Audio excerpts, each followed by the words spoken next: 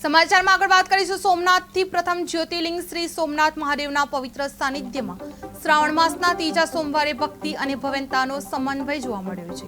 પ્રાતકાળે મહાદેવને પીતાંબર વિવિધ સુગંધિત પુષ્પોનો અલૌકિક શૃંગાર અર્પણ કરવામાં આવ્યો છે।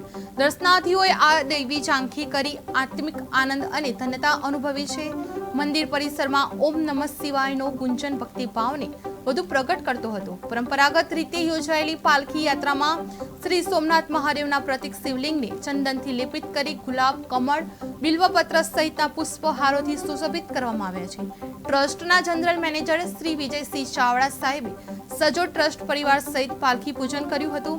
મંદિરમાં પ્રદક્ષિણા માટે નીકળેલી પાલખી યાત્રા હર હર મહાદેવ અને જય જય સોમનાથના નાદ ઉલ્લાસભેર નાદ સાથે મંદિર પરિસરમાં ફરી હતી। આ પાવન પ્રસંગે શ્રી સોમનાથ ટ્રસ્ટ પરિવાર અને મોટી સંખ્યામાં ઉપસ્થિત દર્શનાર્થીઓને ભક્તિભાવથી જોડાયા હતા અને અવિસ્મરણીય ક્ષણોના અનુભવ કર્યો હતો।